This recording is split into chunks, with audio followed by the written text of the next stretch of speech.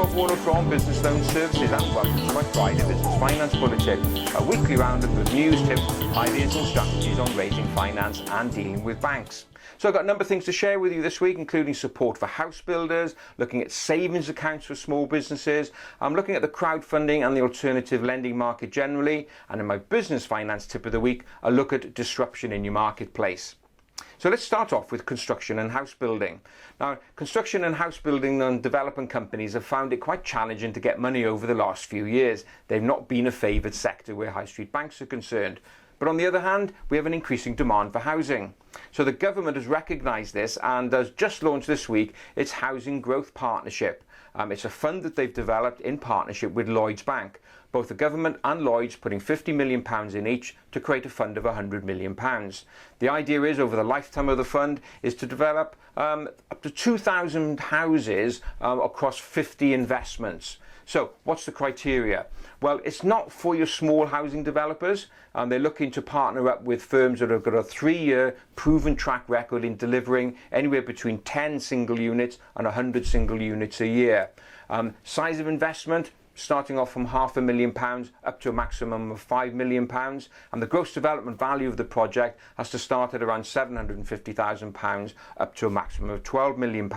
So as I said, not for the small-time builders, but just a good example there of some support for mid-sized construction companies who really want to get a boost and get the housing stock up.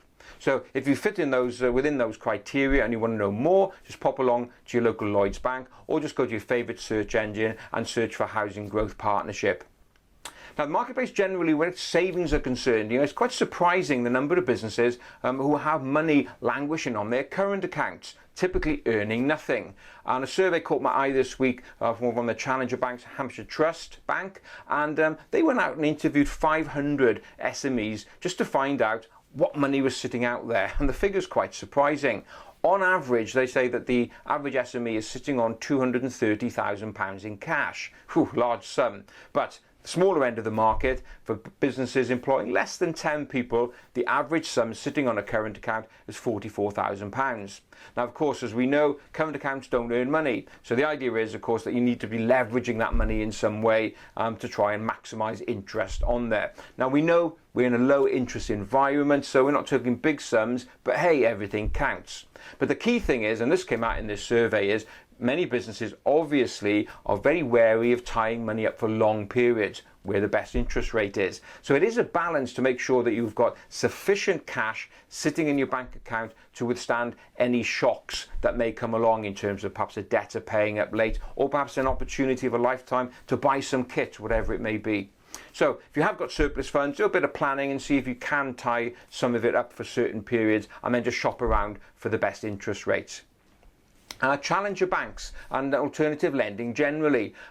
Sage, the accounting software provider, interesting tie-up that they've announced this week. They are now offering through their accounting package direct links into Market Invoice and Funding Circle. So an opportunity for Sage providers just to go direct to Market Invoice to release cash against invoices that are due for payment, or going direct to Funding Circle where you may be looking for loans for a period anything from 6 months up to 5 years. So another good example there of businesses in two different industries, kind of allied in a way, coming together and really bypassing the traditional high street sources of finance. So if you're a Sage client, keep an eye out for that and you'll see how that works. So a great example of collaboration.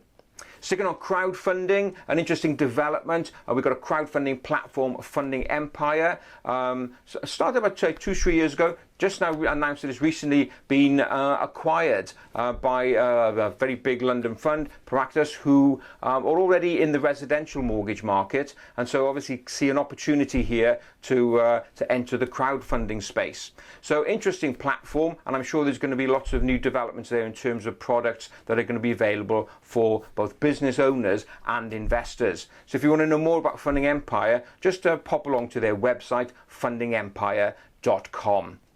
So let's look at my business finance tip of the week. I mentioned in the last bulletin that a week or so ago I had an opportunity just to take part in something a bit of fun in Barry in South Wales. It was a Big Ideas Wales, all about innovation, and there were a number of speakers there talking about innovation and ideas generally. And I did a little piece about crowdfunding, and so I thought let me share a message with you about disruption generally in the marketplace. So let's go to that little clip now that I did in the nice sunshine overlooking the sea from Barry.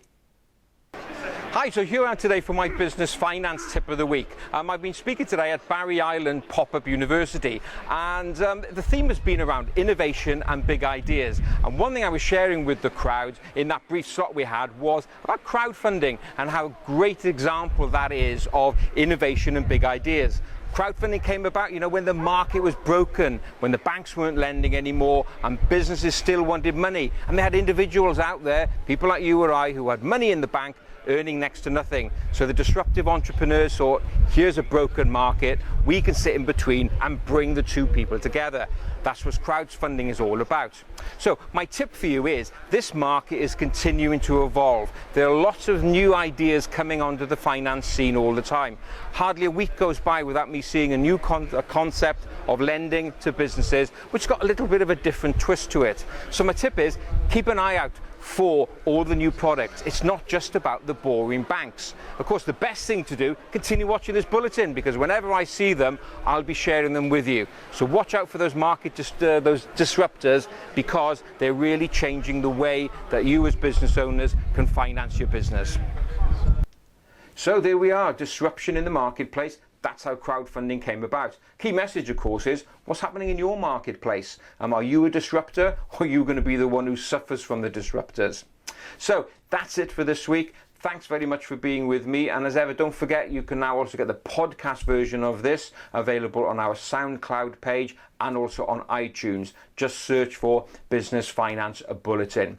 So that's it for this week. Thanks very much for being with me, and I look forward to being with you again next Friday. Have a great, successful and profitable week. Bye-bye now.